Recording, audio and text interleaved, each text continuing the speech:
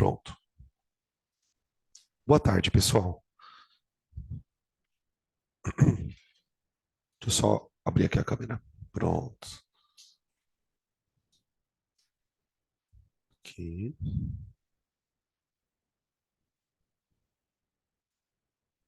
Assim tá bom, né? Qualquer coisa vocês pedem para aumentar o zoom, tá? Para vocês aí de casa, para ficar mais fácil de enxergar.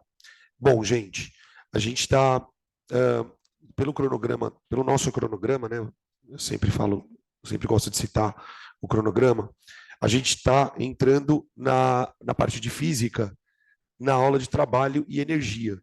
Essa aula, na verdade, ela é meio que o desfecho da parte de mecânica, leis de Newton, né? A parte de trabalho, o conceito de trabalho, o conceito de energia, eles vêm complementar as três primeiras leis de Newton lá. A primeira lei da inércia, a segunda lei, que é o princípio o princípio fundamental da dinâmica, e a terceira lei, que é ação e reação. Então, para resolver problemas envolvendo trabalho e conservação de energia, a gente vai ter que voltar um pouquinho nas leis de Newton, tá bem? Vamos lá, então, vamos começar. Questão 1, está na página 38, tá, gente? Está na página número 38, questão número 1. Ele diz o seguinte: essa questão eu coloquei aqui no quadro para a gente lembrar o conceito de trabalho e como se calcula trabalho, tá? Vamos lembrar que trabalho, gente, é um evento realizado pela força. Trabalho de uma força, tá? Então a questão vai falar sobre isso. Ele coloca um sistema dizendo assim, ó, um corpo A se desloca 10 metros num plano horizontal sob a ação de forças F1, F2, F3 e F4, de acordo com a figura abaixo. Sabe-se que as forças têm a mesma intensidade, de valor de 20 newtons, e que formam, respectivamente, ângulos A1, A2, A3, A4, com a direção do deslocamento. Ele deu um monte de informações aqui. Ele deu todos os ângulos, deu todos os cossenos, e ele vai pedir para que a gente calcule o trabalho realizado por cada uma das forças. Então, vamos lá. Ó. O que acontece, gente? Para você deslocar um corpo, imagina que você tem um corpo aqui, e você queira fazer esse corpo andar. Você vai provocar um deslocamento no corpo. Imagina que esse corpo está em repouso. Gente, para você fazer um corpo em repouso se mexer, você precisa aplicar uma força nele. Quando você aplica uma força num corpo, essa força vai realizar nele uma coisa chamada trabalho. E eu não sei se vocês vão lembrar, o trabalho é uma grandeza, primeira, né? Escalar. O que isso quer dizer? Uma coisa é escalar. É que ela não é vetor. E o trabalho é calculado, a gente costuma representar pela letra W, tá? O trabalho de uma força, ele é calculado pegando a força, multiplicando pelo deslocamento que ela provoca no corpo, o corpo vai andar, ele vai sofrer um deslocamento, multiplicado pelo cosseno de um ângulo entre eles. Entre eles quem? Entre a força e o deslocamento. Então, toda vez que a gente vai calcular o trabalho de uma força, eu tenho que verificar para onde a força está apontando e para onde o deslocamento está apontando. Tudo bem? Aí, vamos lá. Ele desenha no corpo, vamos desenhar aqui o bloquinho que ele mostra. Ele desenha no corpo, gente, uma porrada de forças, F1, F2, F3, F4. F1, depois ele desenha F2,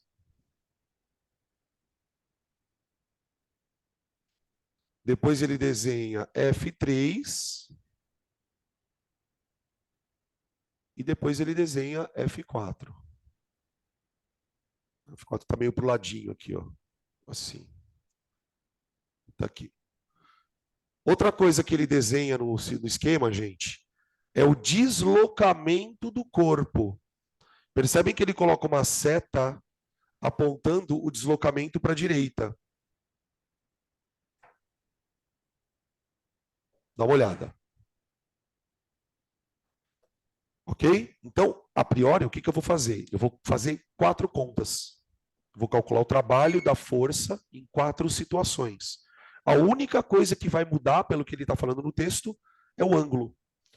Né? Ele fala que as forças todas valem 20 newtons e o deslocamento diz que vale 10 metros. Né? Então vamos lá. Trabalho da força 1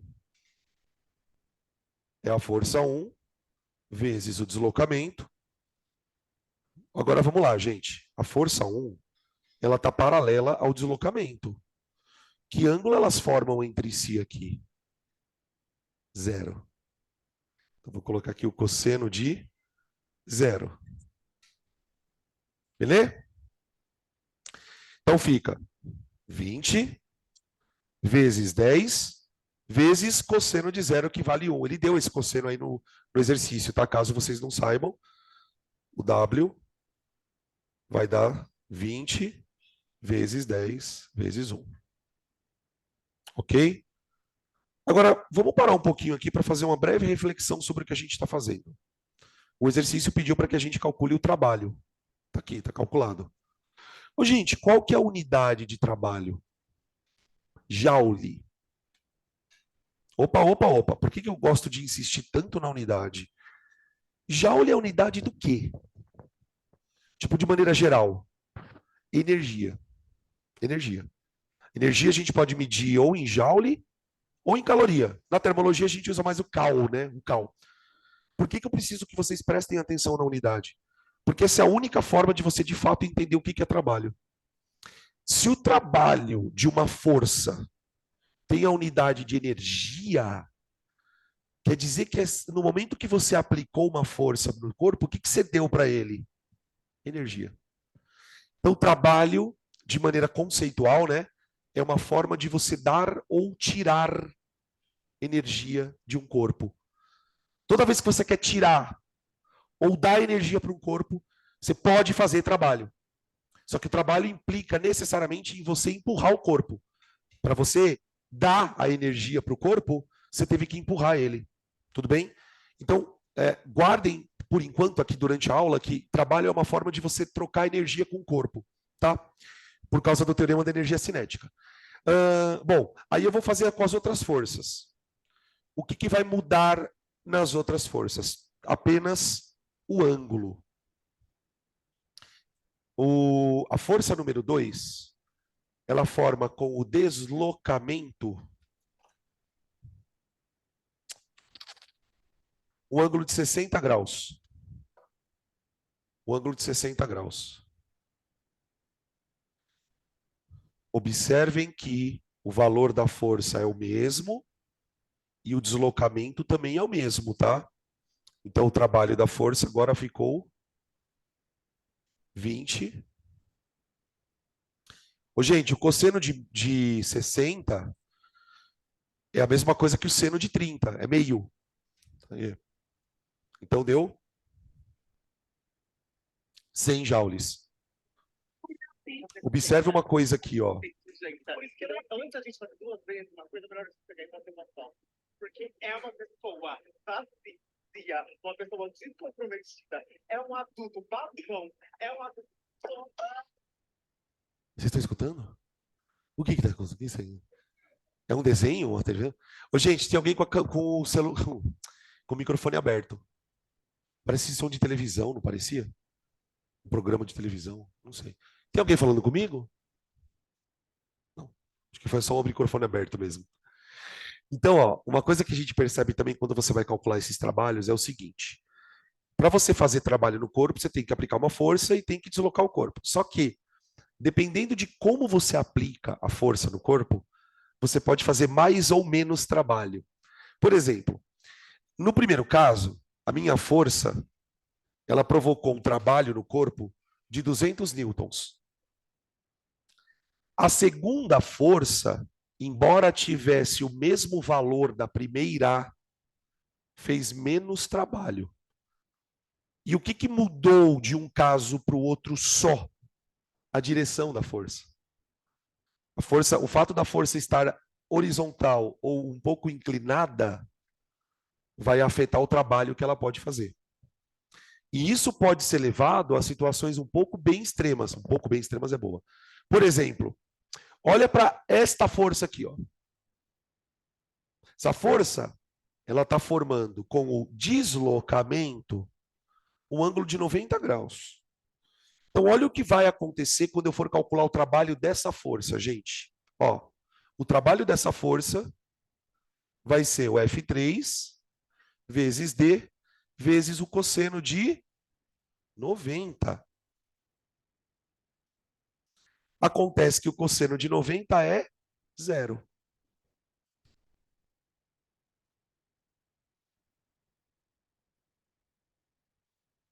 Aqui.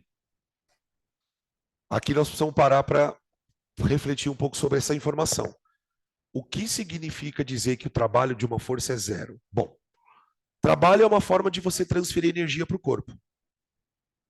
Se uma força está sendo aplicada no corpo, mas ela não está fazendo trabalho, quer dizer que essa força não é capaz de transmitir energia para o corpo. Ela está sendo aplicada, ela existe, mas pelo fato dela estar sendo aplicada numa direção diferente do deslocamento, ela não consegue dar energia para o corpo. Então, uma coisa importante, quando se estuda trabalho, né, quando a gente dá esse assunto nas aulas, é sempre deixar claro que existem forças que não fazem trabalho. Não fazem trabalho não porque não existam, não fazem trabalho porque estão numa direção diferente do movimento. Então, ó, uma observação que vale a pena a gente colocar aqui, ó. Forças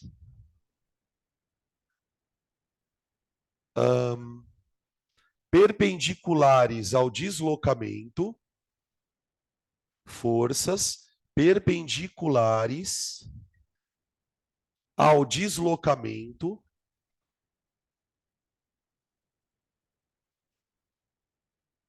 não realizam trabalho. Nunca, em hipótese alguma, tá?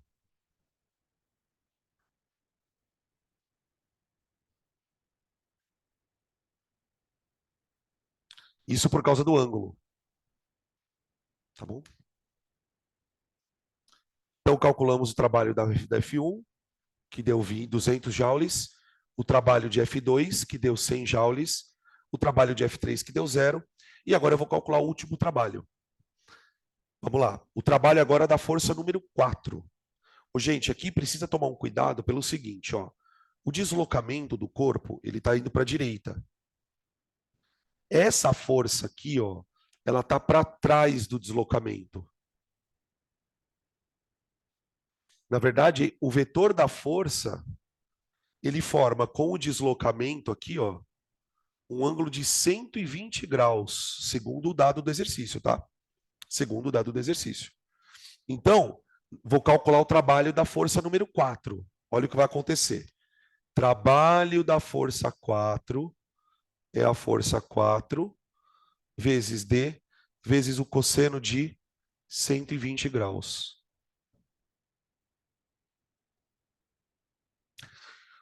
O cosseno de 120 graus que foi dado no exercício, ele vale menos meio.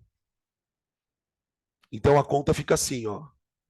Trabalho de F3, desculpa, de F4 é 20 vezes 10 vezes menos meio.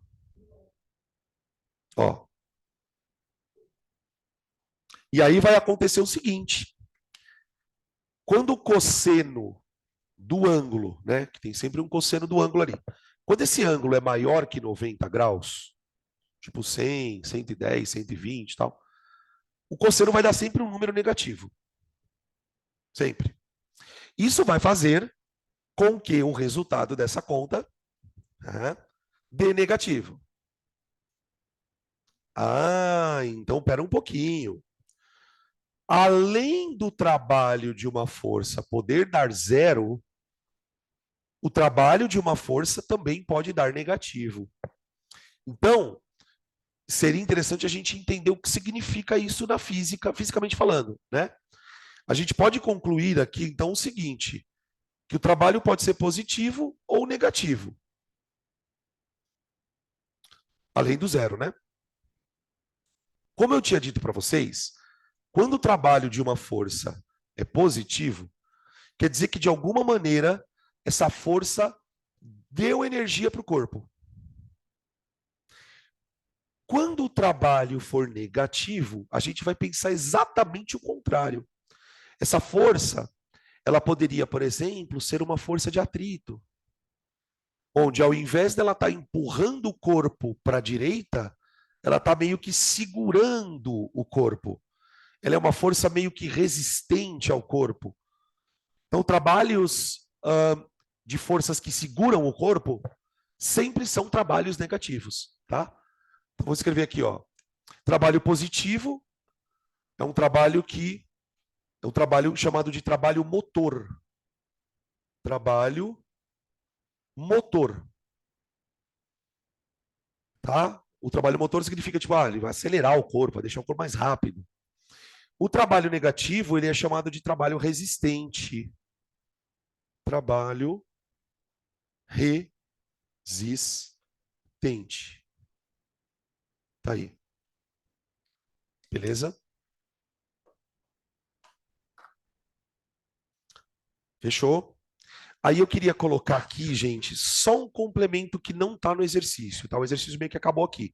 Ele pede para calcular o trabalho das 4 forças. Tá?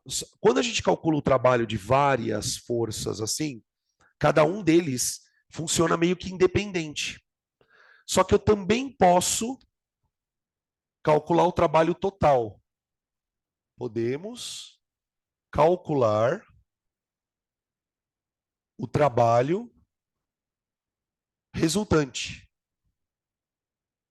O trabalho resultante. Existem alguns exercícios, eu diria para vocês até que a maioria deles, tá? Que vai pedir para que vocês calculem o trabalho resultante, o final da história. E aí a conta é simples. Por quê? Porque se você calculou o trabalho de cada uma das forças, então você vai dizer que o trabalho resultante é igual a trabalho de F1 mais trabalho de F2 mais trabalho de F3, seja lá quantas forças forem, tá? Aqui você está calculando o trabalho de 4 forças e o trabalho resultante, tá? 200 mais 100, 200 mais 100 mais 0 menos 100.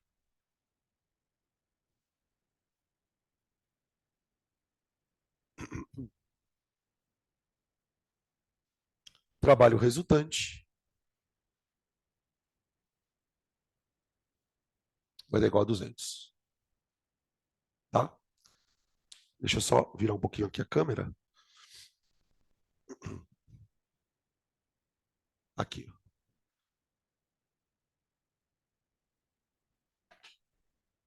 Tá aí a questão 1 para a gente relembrar trabalhos.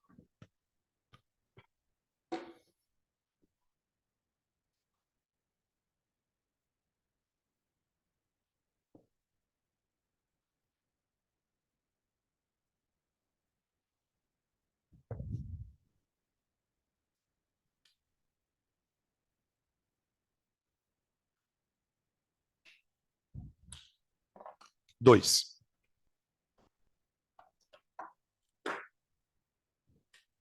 Questão número 1. A gente calculou o trabalho de forças quaisquer, né? Agora a gente vai calcular trabalhos de forças conhecidas. Na questão número 2. Então ele diz o seguinte, ó. Uma mulher puxa um carrinho de feira de 5 quilogramas de massa, aplicando uma força de 15 newtons, que forma um ângulo de 45 graus com a horizontal. Então, acho que já seria interessante a gente desenhar isso aqui. Espera aí que a câmera está meio bugada. Aqui. Então, ó.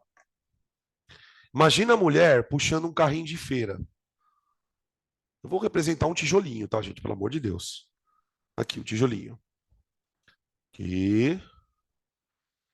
Só que é o seguinte, a mulher, ela tá puxando o carrinho de feira fazendo uma força. O carrinho de feira, ele tá andando no eixo X. Então ele tá fazendo isso aqui, ó. Certo? No chão. Só que a mulher que está, eu vou chamar isso aqui de delta S, tá? Que seria o deslocamento do carrinho. Só que é o seguinte, a mulher que está puxando esse carrinho, ela não está puxando ele assim, ó. Ela está puxando ele assim. Ela está fazendo, a mulher está fazendo uma força F, que vale 15 newtons, e ela está fazendo um ângulo, essa força, de 45 graus com a horizontal. Maravilha.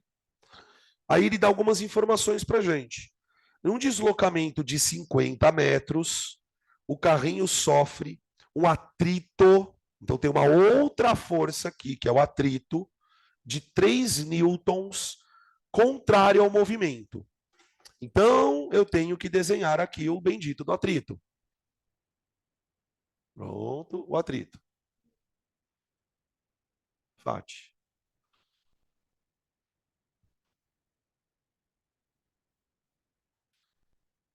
Dados. Cosseno de 45,071. Gravidade 10. Ele quer que eu calcule o trabalho realizado pela força que a mulher faz, realizado pela normal, realizado pelo atrito e o trabalho da força resultante. Então, vamos lá. O que acontece? Quando a gente estuda as leis de Newton, para resolver problemas de lei de Newton, a gente sempre desenha as forças do sistema. Então, aqui, ele deu de presente, vamos dizer assim, de bandeja, duas forças. Ela deu a força F, que a mulher faz, e o FAT. Agora, nós sabemos que esse corpo ainda está sob ação de mais duas forças. Que são quem? O peso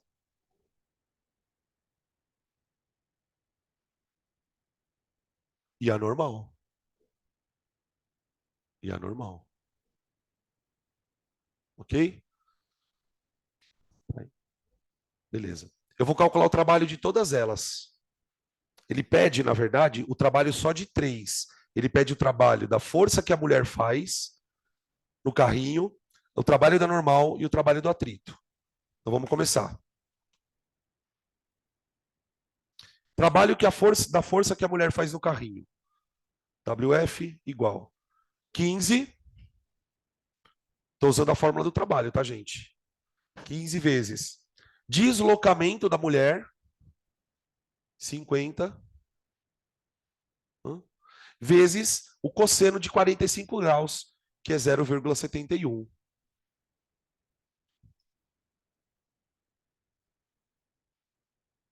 Vendo aí?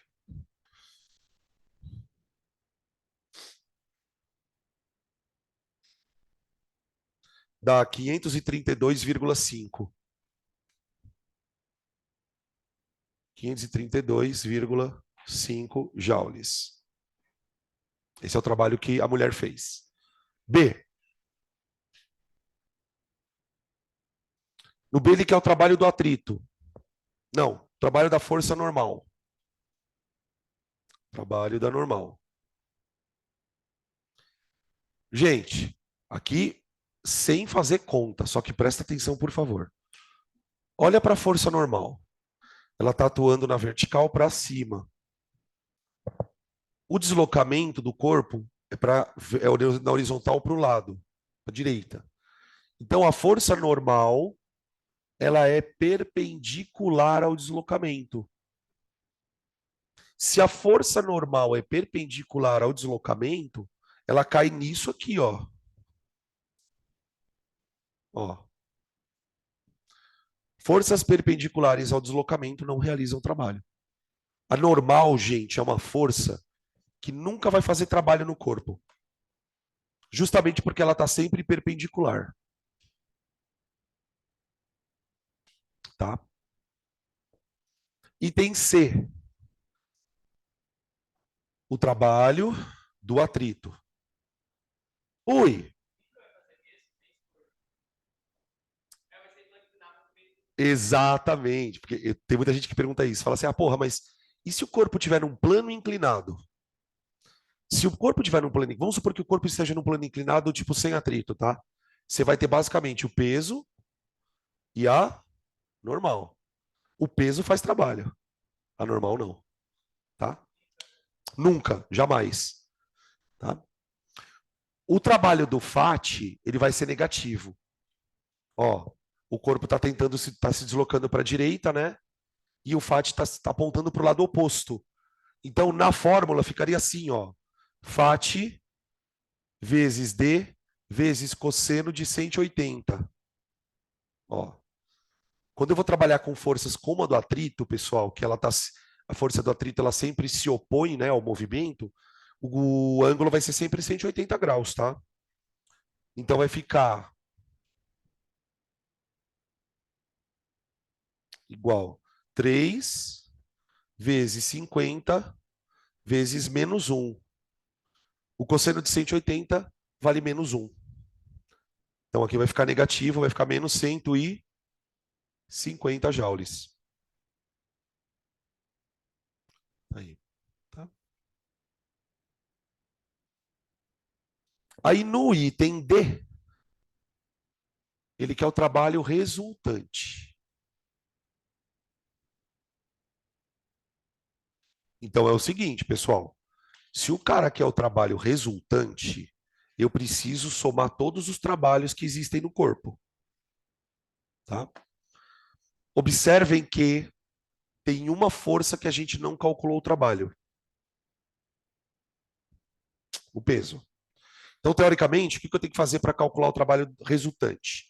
Eu vou pegar o trabalho da força, mais o trabalho da normal, mais o trabalho do atrito, mais o trabalho do peso. Todas as forças você coloca na conta. Tá? Aqui temos duas notícias boas, tá, pessoal? A primeira nós já sabemos. A normal não faz trabalho. Justamente porque a normal é perpendicular ao corpo. Agora, gente, dá uma olhada no desenho. Observa a força-peso. A força-peso, ela está puxando o corpo para baixo, né? Mas o corpo está se deslocando para o lado, não está? Então você concorda comigo que eu também posso dizer que a força-peso forma 90 graus com o deslocamento? Então ela também não faz trabalho aqui. Ela não faz trabalho. Cuidado! A força-peso não faz trabalho neste problema. Vai haver problemas em que a força-peso fará trabalho. Agora, eu posso dizer o seguinte, tá? A normal nunca faz trabalho.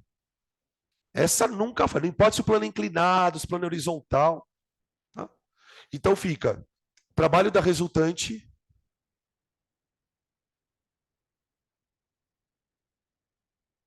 igual 50, oh meu Deus, 532,5 mais 0 menos 150 mais 0.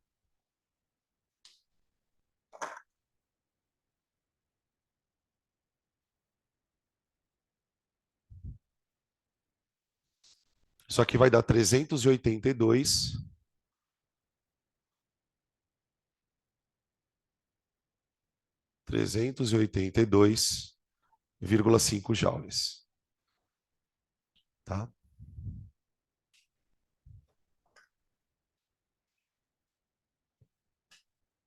Tá aí. Questão 3.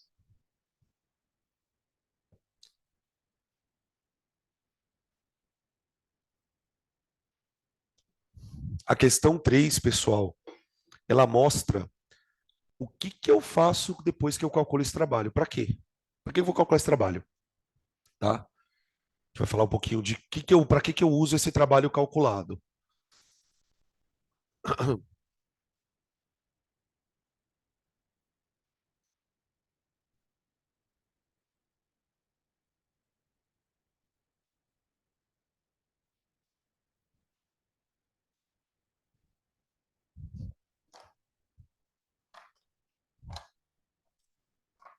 Na questão 3, existem duas coisas novas que a gente vai observar.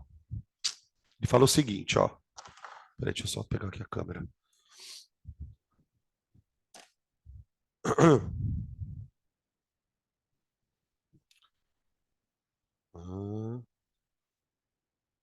Aqui. 3. Um automóvel de massa 1.000 quilogramas, inicialmente em repouso, é submetido a uma força resultante cuja intensidade varia com o gráfico. Então, tipo assim, imagina um carrinho andando. Esse carro, ele tem várias forças agindo nele, atrito, enfim, normal, peso, de tal maneira que ele tem uma força resultante. Então, bloquinho, faz de conta que isso aqui é o carrinho, e ele tem aqui uma força resultante. Só que o problema é que essa desgraçada dessa força, ela não é constante. Ah, mas como que você sabe que ela não é constante? Dan, porque você deu um gráfico. Ele deu um gráfico que mostra o seguinte. Essa força, ela começa 0 e ela vai ficando cada vez maior à medida que o corpo vai andando. Quando o corpo atingiu a posição, porque imagina que ele está numa estrada, quando o corpo atingiu a posição 8 metros, essa força já estava em 2.000 newtons. Então, tipo, ó, a força começou pequenininha, depois ela foi ficando uma forçona. Tá bom? Fechou. Aí ele fala o seguinte: determine A, o trabalho da força, B, a energia cinética final do automóvel e C, a velocidade final. Bom, como eu disse, vocês têm duas coisas nessa questão. Coisa número 1. Para eu calcular o trabalho de uma força, até agora, eu dispunha de uma fórmula para calcular esses trabalhos aqui. Força vezes deslocamento vezes o cosseno do ângulo. Só que eu não posso usar essa fórmula aqui, gente, porque a força varia. Essa fórmula aqui, ó, o trabalho de uma força resultante, ele é a força vezes o deslocamento vezes o cosseno. Eu só posso usar essa fórmula se esta força for constante. Porque, para pensar, gente, se essa força não for constante, que valor eu vou substituir aqui? Não tem, porque ela está sempre mudando. Então, problemas de trabalho, das duas, uma. Ou a força é constante e você calcula pela expressão de trabalho, ou você vai calcular pela área desse gráfico aqui. O gráfico de força por deslocamento tem uma área cujo valor é igual ao trabalho. Então, se você achar a área desse negócio aqui, você está automaticamente achando o trabalho da força. Tá bom? Então, cuidado com isso aqui, gurizada, porque o Enem é uma prova que gosta muito de gráfico. Então, por exemplo, se cai um assunto desse no Enem, é muito mais provável que o problema envolva trabalho por meio de gráfico do que com a força constante, tá? Então, isso aqui é o trabalho da força. Ok? Essa é a primeira coisa que eu precisava contar para vocês. A segunda coisa é a coisa mais importante que existe na mecânica. De tudo que a gente estuda na mecânica, o que eu vou contar para vocês aqui é a coisa mais importante. O que acontece? A gente descobriu no começo da aula que o trabalho é meio que uma energia, que o corpo pode ganhar ou perder. Agora para pensar então. Imagina um corpo andando, bonitão. Se de repente eu começar a fazer trabalho nesse corpo, se eu começar a empurrar esse corpo começa a ficar mais rápido. Se esse corpo começa a ficar mais rápido, a energia cinética dele varia. Então, existe um teorema na mecânica que fala o seguinte, que o trabalho da força resultante num corpo, ele é exatamente o que causa a mudança na energia cinética. Esse símbolo aqui, ó, que a gente usa na física, representa variação, representa mudança. Isso aqui é chamado de teorema da energia cinética. Ele fala que o trabalho que um corpo eventualmente sofre vai causar variações de energia cinética nele. Essa fórmula, ela pode ser um pouquinho mais expandida. Eu posso escrever assim, ó, que o trabalho da força resultante seria igual à energia cinética final menos a inicial. Tá bom? Beleza?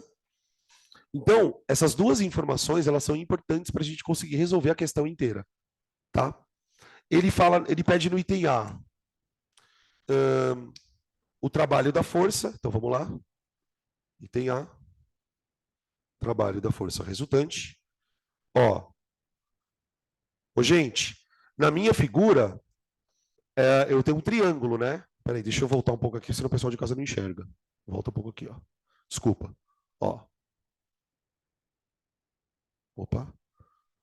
Aqui. Então, ó, essa figura aqui que vocês estão vendo, ó, gente, é o triângulo.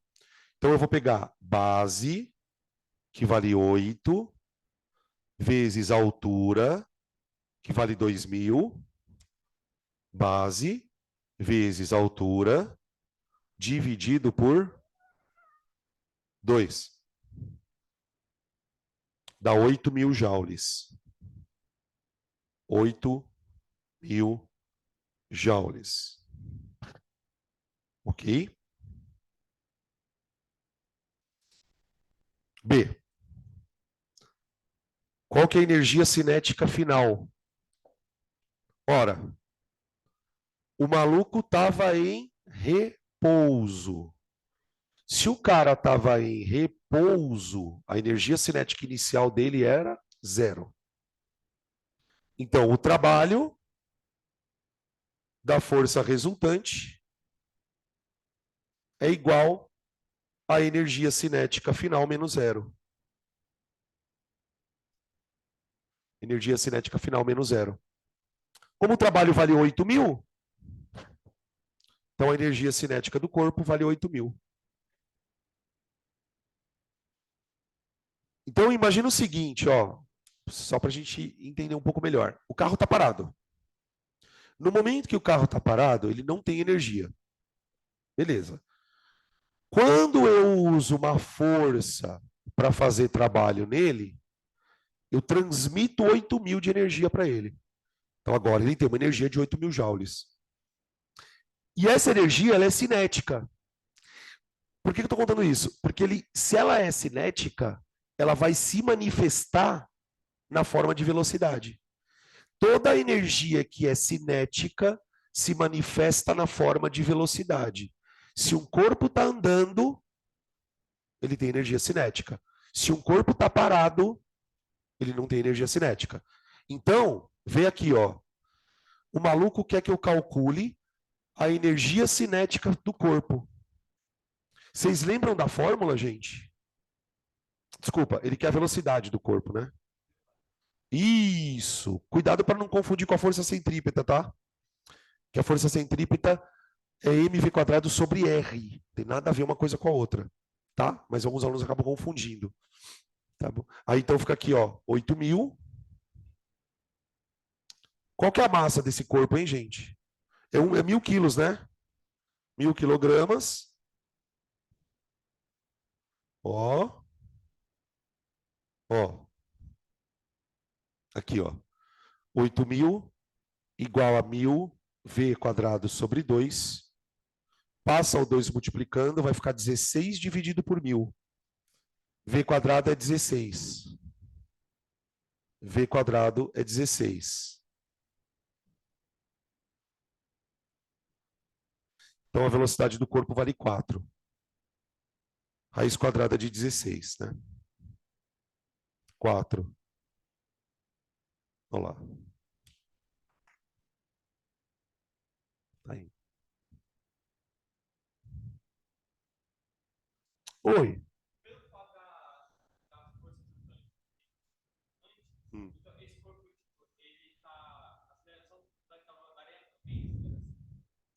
Porque, por exemplo, há pouco tempo atrás eu fiz essa questão numa outra turma.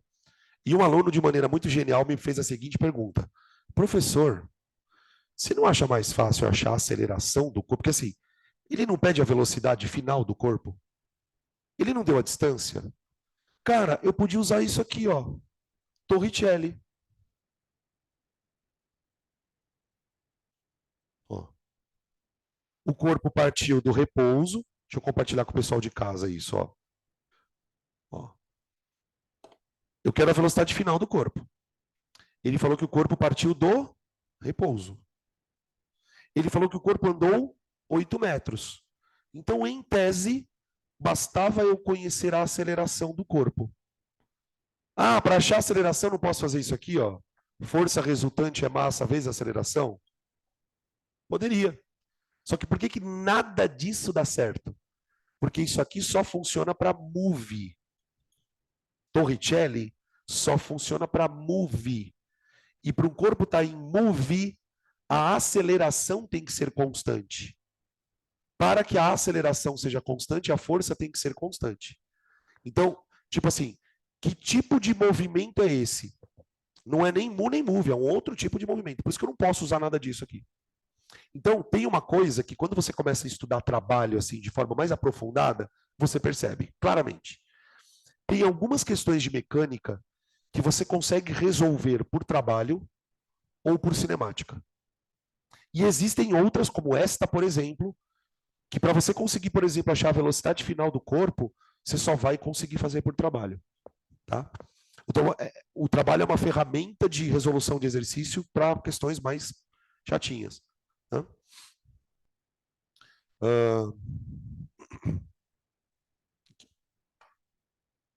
Questão número. Deixa eu ver, peraí. A gente fez a 3.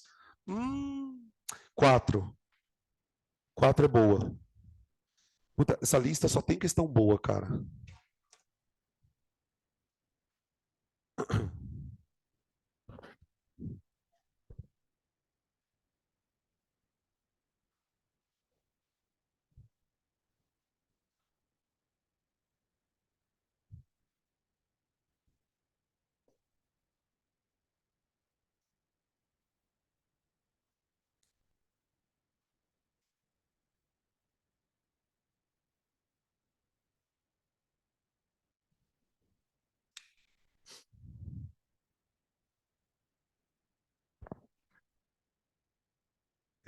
O que eu estou procurando? Ah, questão número 4, gente. Ele falou o seguinte, ó. Um corpo de 2 kg de massa é solto do ponto A de um morro situado a 4 metros em relação ao solo, conforme mostra a figura abaixo. O corpo desliza sem atrito até atingir o ponto B no solo. A partir daí, desloca-se com velocidade horizontal, na superfície horizontal, perdão, com atrito, até parar no ponto C, que está a 3 metros de B. Então, a coisa funciona assim. Você tem aqui um corpinho, ele vem caindo, e daqui para cá ele cai até parar.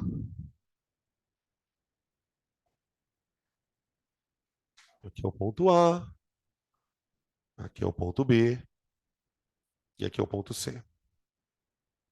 No ponto C ele para.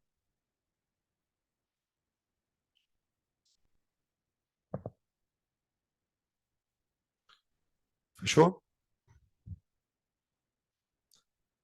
Bom, sistemas mecânicos, né? Aqui a gente entra na parte que relaciona trabalho com energias. Então vamos lá. Quando a gente estuda energia na mecânica, o que, que a gente aprende? A gente aprende que energia, de maneira geral, pode ser dividida em duas categorias.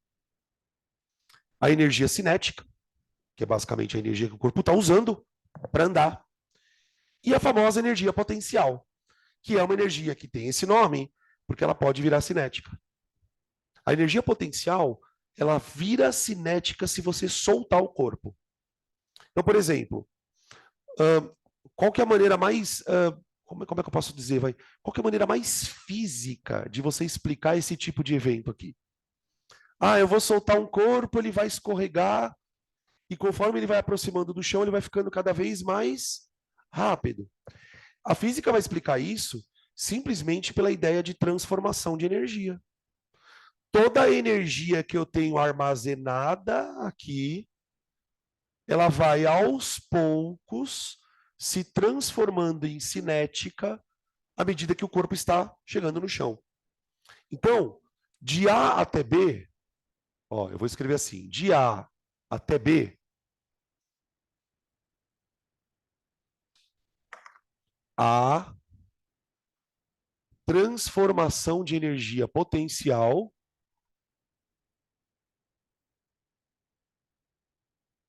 de energia potencial em energia cinética.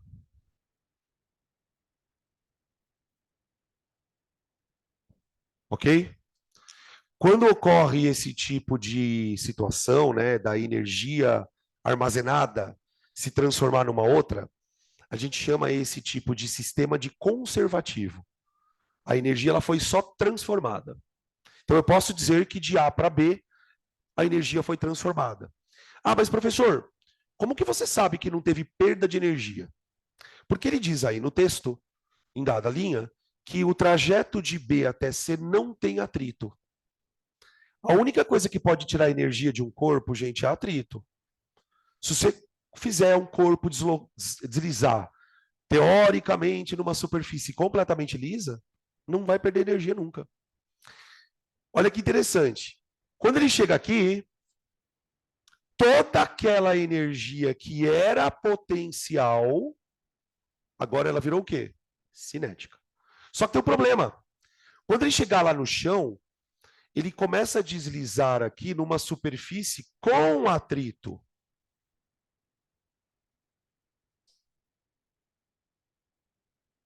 Tanto é que ele para no final. Gente, se não houvesse atrito aqui, o que ia acontecer com esse corpo? Ele ia embora para sempre. Ele ia embora para sempre. Ele ia continuar em movimento uniforme para sempre. É que tem atrito. Tá bom. Então, deu para entender qual é a dinâmica da coisa, né? Agora ele vai fazer as perguntas.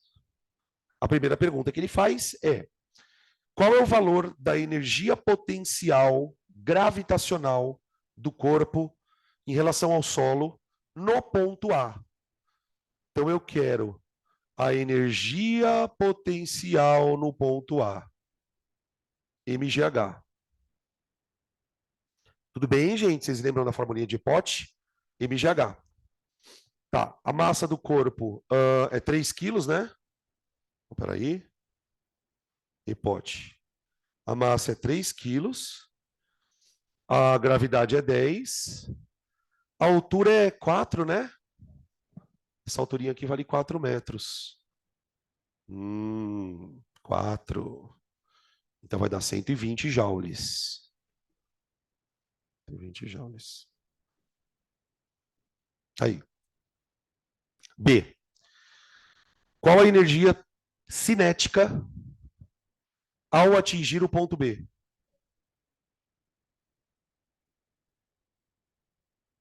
Tem que ser 120. Por quê? Transformação. Se você começou aqui com 120, aqui tem que estar com 120. Só que agora toda a energia está na forma de cinética.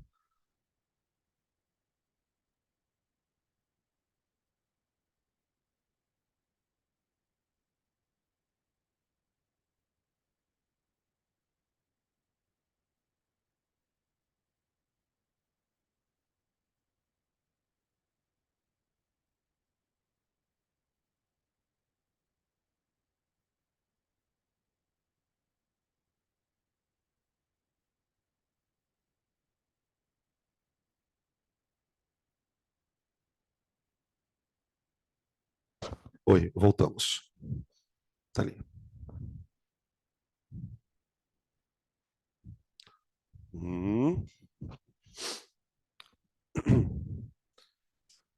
B já foi. C. Qual é o módulo do trabalho realizado pela força de atrito no trecho BC? Isso aqui já é um pouco mais complicado. Ele quer o módulo do trabalho do atrito em BC.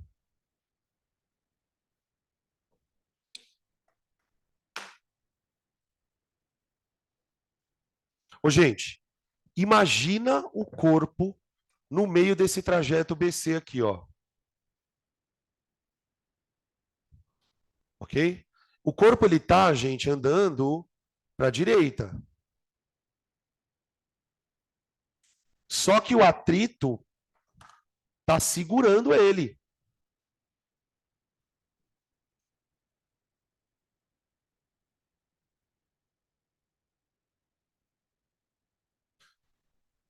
Então, tipo, a gente já imagina que, de fato, o trabalho vai dar negativo, e por isso ele pediu para o trabalho em módulo. Eu vou tirar o sinal só, eu vou fazer a conta e vou tirar o sinal, tá? Olha que foda isso aqui, cara. Por quê? Bom, vou tentar calcular o trabalho de atrito pensando assim, ó. Primeiro eu vou pensar pelo lado mais básico da história, que é usando a fórmula.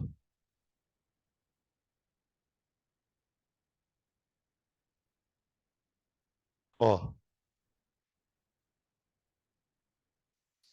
tá bom? Quanto vale o deslocamento de B até C? 3. Quanto vale o atrito? Ele não fala. Então, esquece. Não tem como fazer com essa fórmula. Eu vou ter que usar um outro jeito. Por outro lado, eu sei que o trabalho da força resultante é igual à variação da energia cinética. Isso é o trabalho da força resultante. Isso é o teorema que me garante. Tá, deixa eu fazer uma pergunta. Teve variação da energia cinética de B até C? Teve, porque o corpo parou. Então teve um trabalho da força resultante. Agora pensa comigo então. Ali naquele bloquinho, quando ele está andando de B até C, quantas forcinhas estão agindo nele? Aqui, ó. 3. Peso, normal e atrito. Peso, normal e atrito. Então eu vou escrever assim, ó. O trabalho da força resultante é a variação da energia cinética. O trabalho da força resultante é o trabalho do peso, mais o trabalho da normal, mais o trabalho do atrito. Tudo isso é igual à energia cinética final menos energia cinética inicial. Gente, o trabalho do peso é zero, porque o peso está perpendicular ao deslocamento. O trabalho da normal também é zero, porque a normal é perpendicular ao deslocamento. A energia cinética final também é zero, porque o maluco para aqui. Quanto vale a energia cinética que ele tinha no começo do deslizamento ali? 120, não é? Aqui, ó. Então, o trabalho do FAT é igual a menos 120 joules. É bizarro. Eu consegui calcular o trabalho do FAT sem usar a fórmula. Menos 120 joules. Como ele quer o módulo do trabalho, então o módulo vale 120. É só tirar o sinal.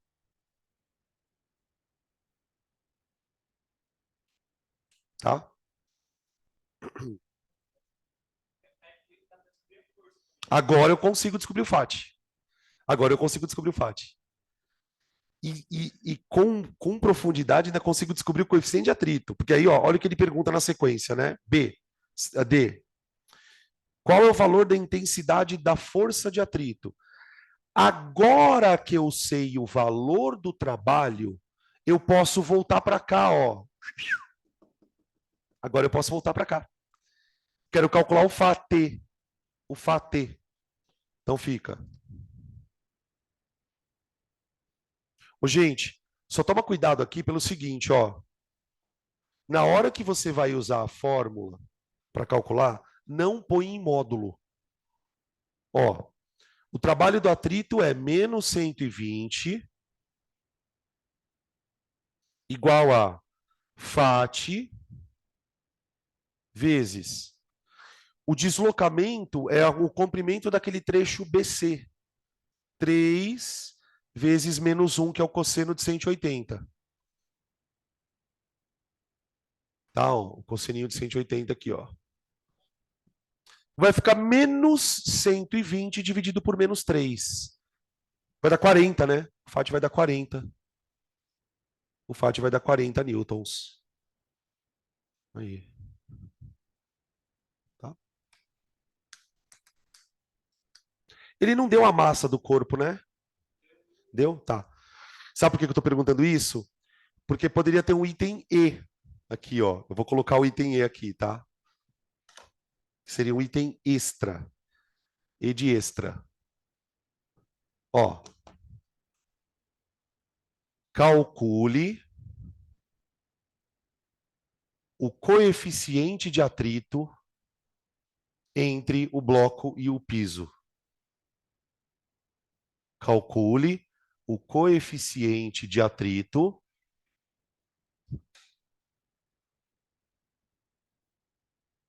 entre o piso e o bloco.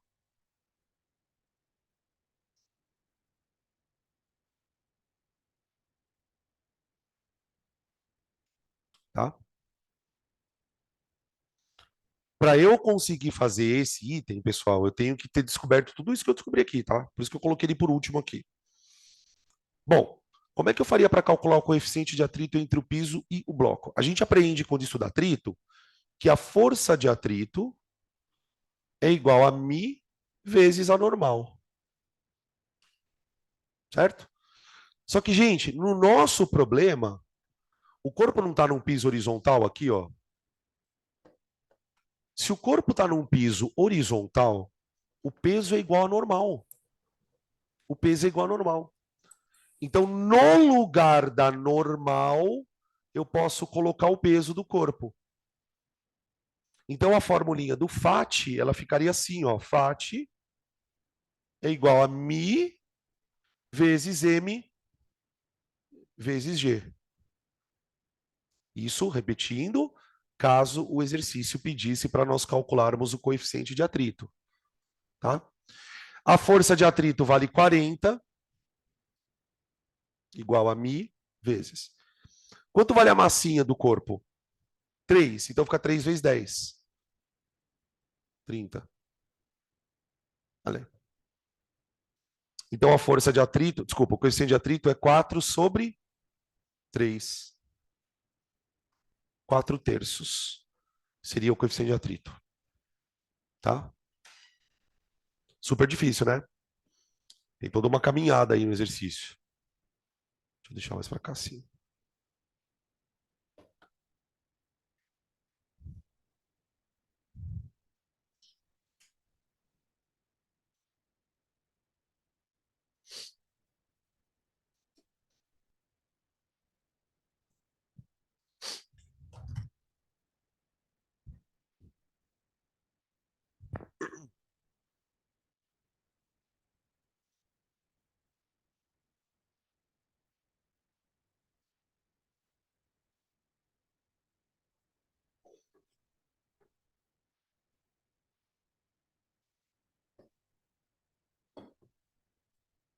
Ó, vou dar uma dica para vocês, tá? O exercício número 12 é bem parecido com esse, tá? Eu vou fazer alguns outros diferentes aqui. Se der tempo, eu volto no 12. Eu queria fazer agora, gente. Deixa eu achar ela aqui. Ah, tá. A gente fez isso aqui. A questão número 9. bloquinho descendo num plano inclinado.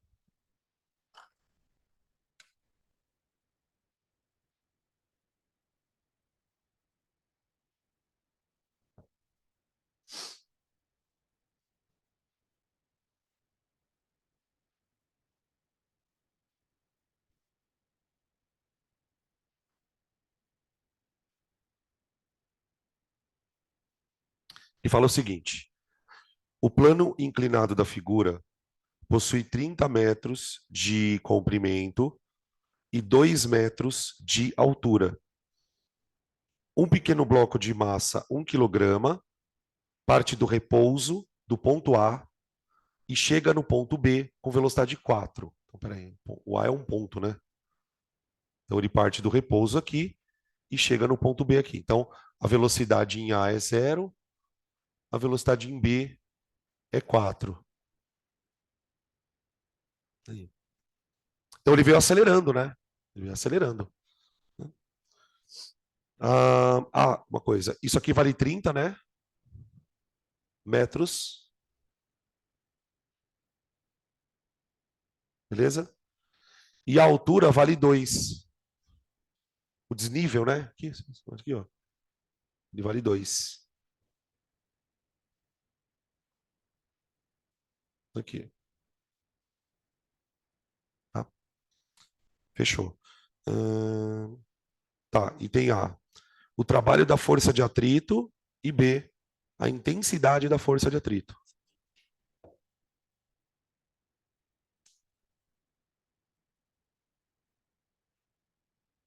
Então ele quer no item A o trabalho do FAT. Ô, gente, eu vou fazer a mesma reflexão que eu fiz no exercício anterior. Espera aí. Deixa eu desenhar aqui. Ó. Aqui. O corpo está descendo, então vamos desenhar vetores, vai. Velocidade do corpo tá para cá. Essa velocidade está variando, né? Além da velocidade, a gente tem algumas forças agindo no corpo. A gente tem a força peso, apontando para baixo.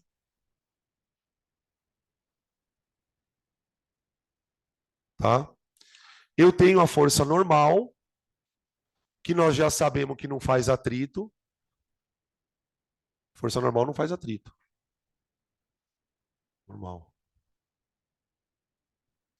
E eu tenho o trabalho, desculpa. E eu tenho o FAT.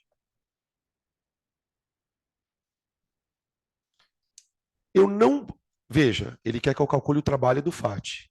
Eu não consigo calcular o trabalho do FAT pela fórmula, porque eu não conheço o FAT.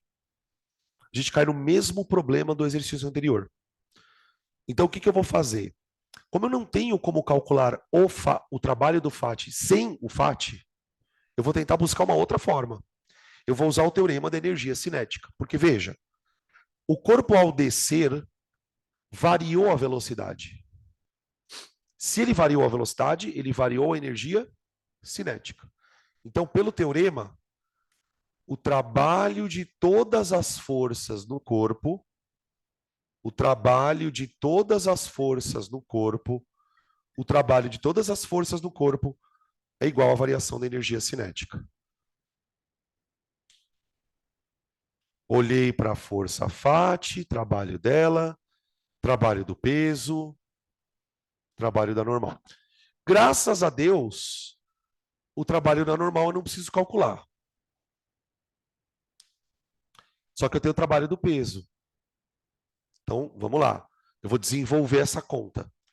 Trabalho do FAT mais. Devagar agora. O peso é uma força vertical. Eu quero calcular o trabalho dele. Então eu vou colocar aqui, ó, força, que é o peso, vezes deslocamento, Veja o que acontece. O peso, ele não está agindo na vertical. Então, para eu calcular o trabalho do peso, eu vou pegar o deslocamento vertical dele. Cuidado que esse corpo, ele está fazendo um deslocamento num plano, não está? Mas verticalmente ele está caindo 2 metros. Então, o peso ele vai atuar nessa distância aqui, multiplicado pelo cosseno de 0. 0 por quê? Porque na descida, o peso e o deslocamento estão para baixo. Então tá aqui, ó. Trabalho do FAT mais peso vezes deslocamento vezes cosseno. Isso é igual a energia cinética final menos energia cinética inicial.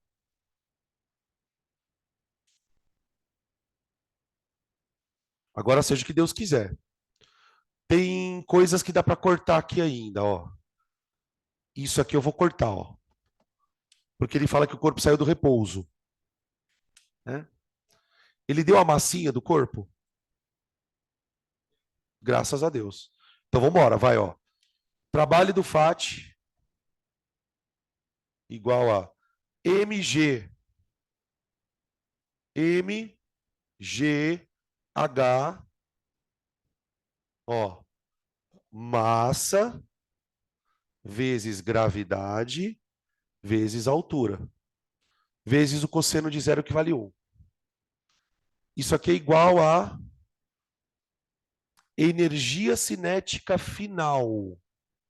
É a massa do corpo vezes a velocidade com que ele chegou aqui embaixo, ao quadrado. Ele disse que chegou com 4, né? Então é 4 ao quadrado sobre 2. Uau. Aqui vai dar 20 e lá vai dar 8, né? Aqui então fica trabalho do FAT mais, aqui vai dar 20 igual a 16 por 2 dá 8. 8. Olha lá o trabalho dando negativo de novo, gente. Tá? O trabalho vai dar menos 12. Aham.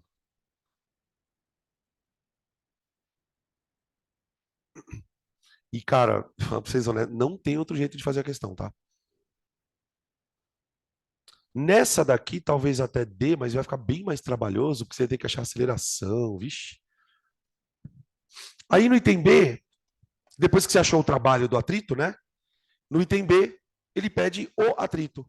De novo, olha lá. O atrito. Agora que eu achei o trabalho, eu posso usar a fórmula do FAT. Muito parecido com aquele que estava descendo a ribanceira lá, né? Então, B. Trabalho do FAT. É o FAT. Vezes deslocamento. Vezes o cosseno de 180. Ó.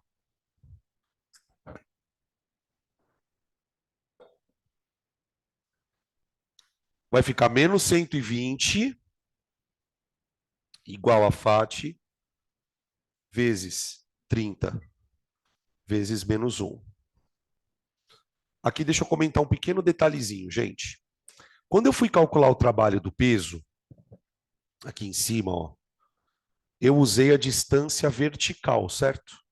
Justamente porque o peso está agindo na vertical. Observa que na hora que eu fui calcular o trabalho do atrito, aqui, ó, eu coloquei o atrito vezes o deslocamento, e no deslocamento eu coloquei o comprimento da prancha. Percebe isso? Por que eu fiz essa mudança? Porque o atrito ele não está atuando na vertical. O atrito ele está atuando da direção do plano inclinado. Então, se o atrito está atuando na direção do plano inclinado, eu tenho que pegar o comprimento do plano. Se o peso está atuando na vertical, eu preciso pegar a distância na vertical. Você vai pegar a distância sempre na mesma direção do vetor. Tá? Isso é bem chato na hora de lembrar, na hora de fazer questão relativa a esse assunto. Então, aqui fica menos 120 igual a menos 30, né? Hã? 12? Ah, é 12, verdade. Eu botei um zero a mais aqui. Então, o FAT, ele vai ficar menos 12 por menos 30, que dá 0,4, eu acho. É, porque 12 por 3 dá 4, né? 0,4 newtons. Deixa eu dar um zoom um pouquinho maior aqui, para o pessoal copiar. Pronto.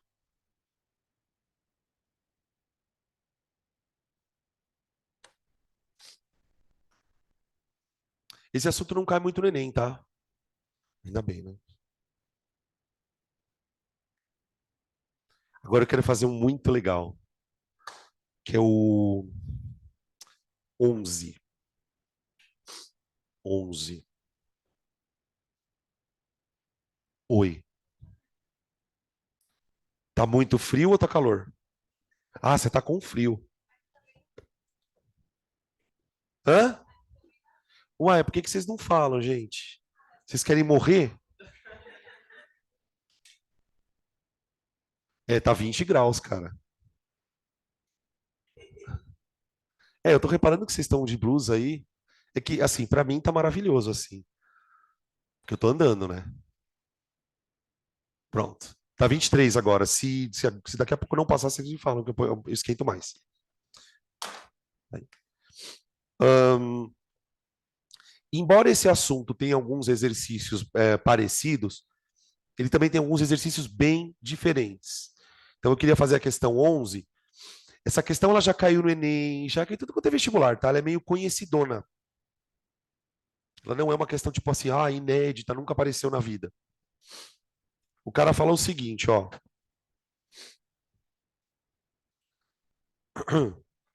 Esse assunto de trabalho e energia ele é tão louco que ele permite que a gente faça cálculos bem doidos. Olha só o que ele quer calcular aqui. O Brasil é um dos países de maior potencial hidráulico do mundo, superado apenas pela China, Rússia e Congo. Esse potencial, peraí, esse potencial traduz a quantidade de energia aproveitável das águas dos rios por unidade de tempo. Para um pouquinho aqui. Ele fala que o Brasil tem um potencial hidráulico, potencial hidrelétrico. Esse potencial se traduz pela quantidade de energia tirada dos rios e lagos por uma unidade de tempo. O que é isso? Energia por tempo. Potência. Potência. Então, na segunda linha, quando ele fala assim, ó, esse potencial traduz a quantidade de energia aproveitável das águas dos rios por unidade de tempo a uma potência.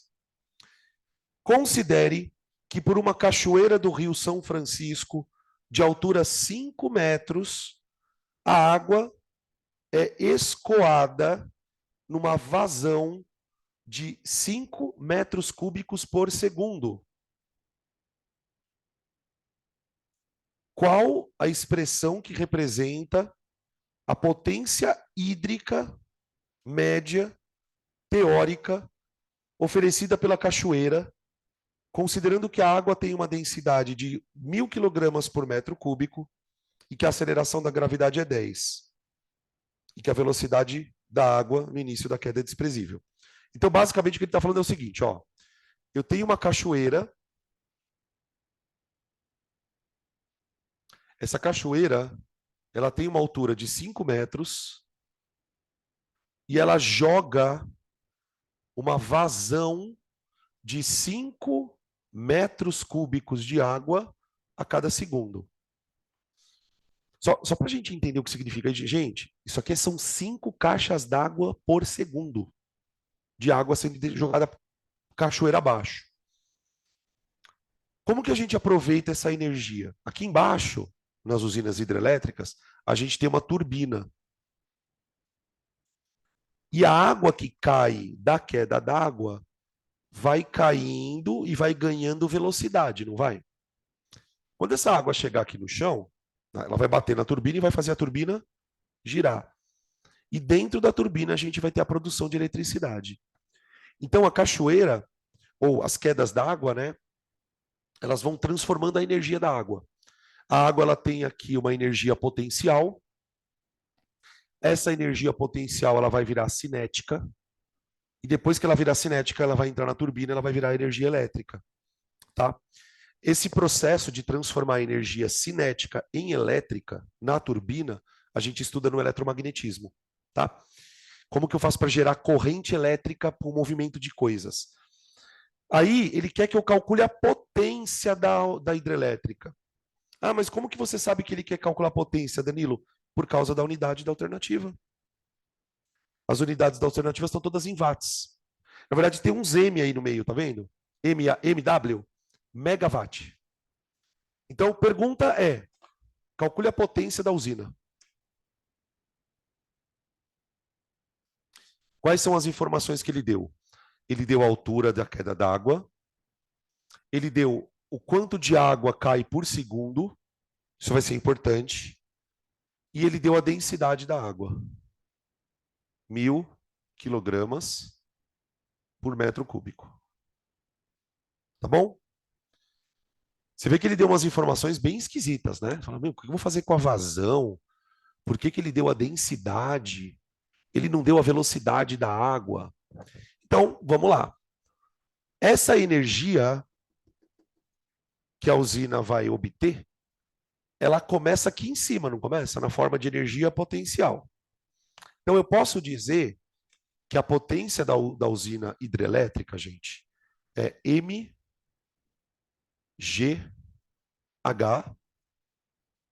é a energia que você vai obter lá de cima, dividida pelo tempo.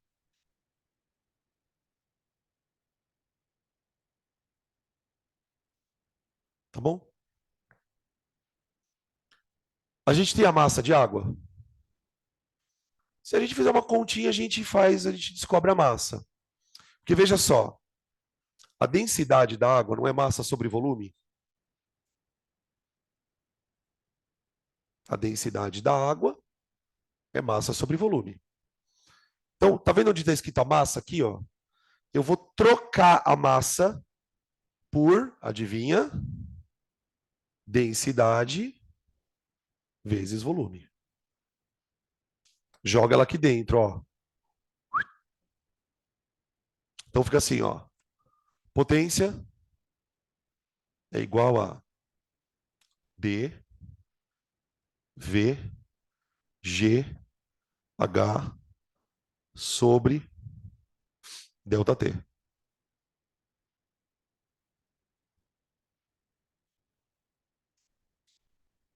Agora eu consigo fazer a conta. Por quê?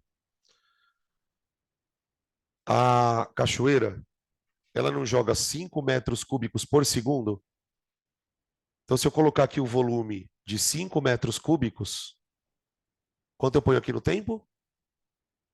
1 segundo. Ah, perdão, perdão. Eu me perdi aqui. Desculpa. Eu vou voltar, ó. Comecei aqui, potência, energia por tempo, tá? A energia que eu coloquei aqui é a energia que vem aqui de cima, ó, na forma de potencial. Essa energia dividida pelo tempo vai me dar potência. Aí o que que eu fiz? No lugar da massa, eu coloquei densidade vezes volume para a água. Tá? Agora eu vou começar a fazer conta.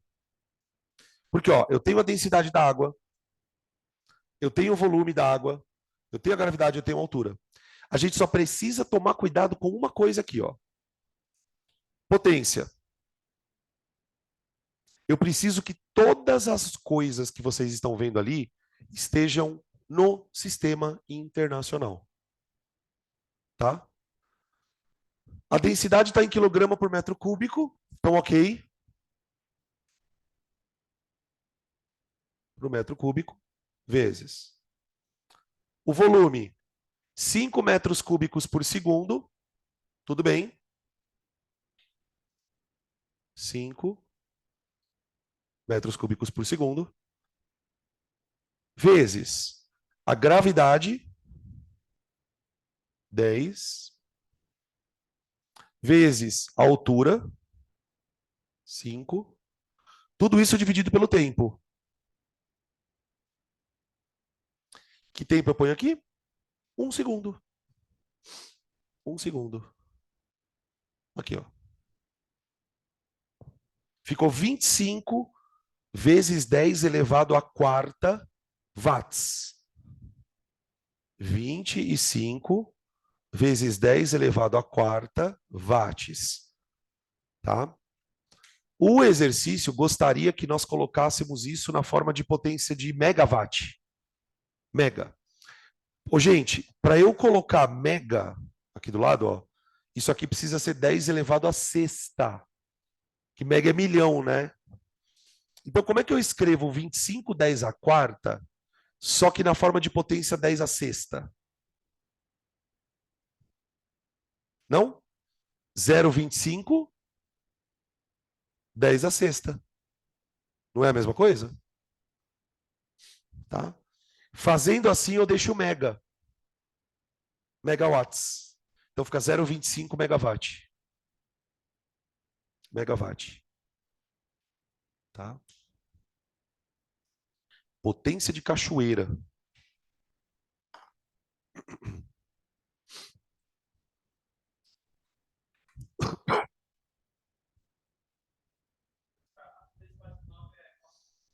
Como é que é? Giga. Mega giga. É assim, ó. 10 à terceira é kilowatt. 10 à sexta é megawatt. 10 à nona é gigawatt. E 10 a 12 é terawatt. Na verdade, esses prefixos quilo, mega, giga, tera, serve para outras coisas também, né? Tá? Beleza? Certo? Bora tomar um café? Cafezinho? Gente, eu vou pedir um favor para vocês. Será que vocês conseguem fazer um intervalo de 15 minutos? Em vez de fazer de 30?